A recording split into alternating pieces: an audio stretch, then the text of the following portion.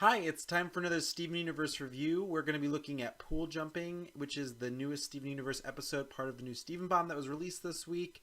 And this is Nick's Nerd Network, and I'm Nick.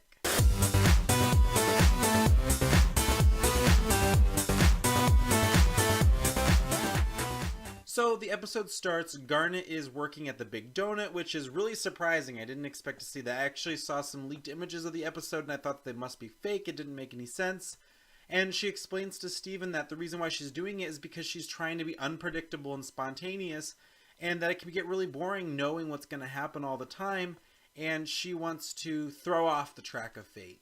And so they decide to go on throughout their day trying to do things that they wouldn't normally do, such as ordering pizza and then giving it away to everyone else, which then leads them to Vidalia, and then they pose for one of Vidalia's paintings. I have to say, I really loved the wink wink nudge nudges, paint me like one of your French girls from the Titanic. I really loved that. I thought it was funny. And it's cool seeing Amethyst make those references. Or not Amethyst, I'm sorry, Garnet. It's cool seeing Garnet make those references.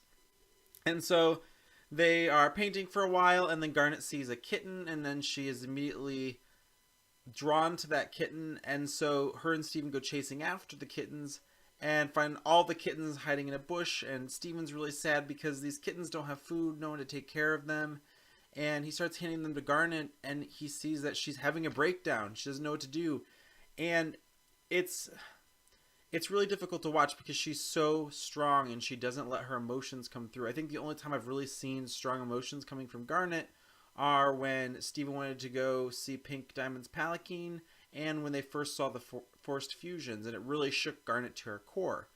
So Garnet starts to explain how she feels like her future visions haven't been working as well as they normally do. She's not able to predict things as well as she did, and she feels useless because that's what was important about her, or how she felt important on the team, is she was able to predict the most probable outcomes and kind of steer their way to that outcome, or whatever the best outcome is she could see. And that's how she led, is by she had the map. That's why she led.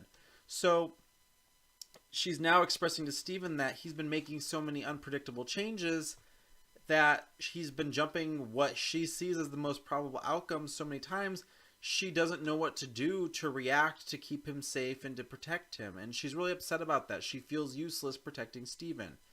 Now, they get the kittens back to Vidalia's where they're safe, and they find out that they are going to be able to get them to a good home. And Garnet then expresses to Steven that she's starting to realize why she's so upset. It's because Steven's making choices, and she's expecting his choices to be results of him being young and needing to be taken care of. And he doesn't need someone constantly taking care of him anymore. He's growing up. And she sees all these possibilities for Steven that she wants for him, or she thinks is going to be his life, and he's making those choices on his own, and the choices are ending up different. I'm going to relate this back to myself again. I think that it's super relatable because when you don't really meet your parents' expectations of something, they plan your future. They know what they want for you. They know what they think is the best life for you. And sometimes when you jump that track, it's really, really hard for them to process that. And I find that really relatable because when I initially came out to my parents, it was really hard for them. And they didn't take it in the best way. We're still working on it. I don't want to get into too many details because it's very personal. But a friend gave me advice, and they said, when you come out to your parents, they have a life of you and a wife and kids and living your life a certain way.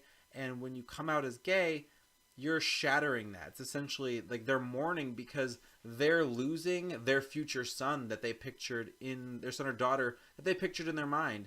And it's really hard for them to overcome that.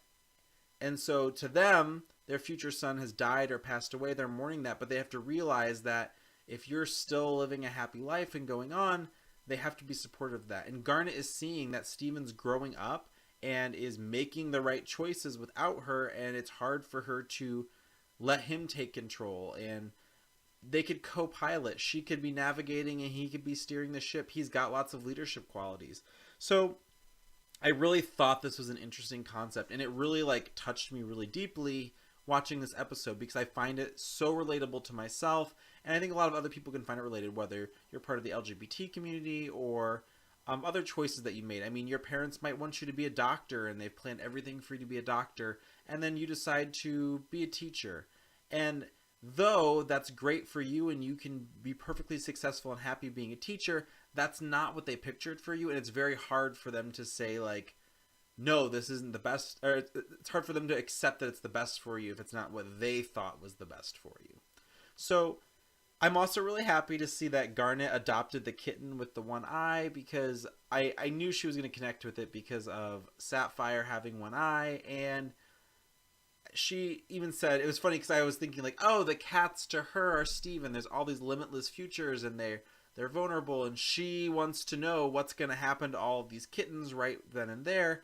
And she starts to panic. So I'm like, oh, figuratively, these cats are Steven. And then by the end of the episode, she names the kitten. She's adopting Steven. So then the kitten literally becomes Steven, kind of.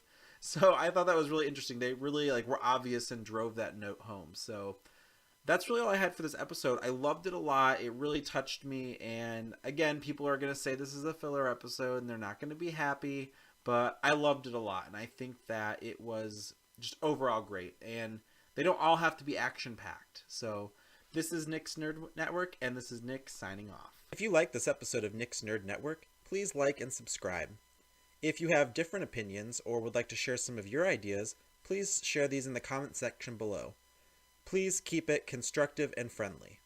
Thanks so much for watching, and have a wonderful day.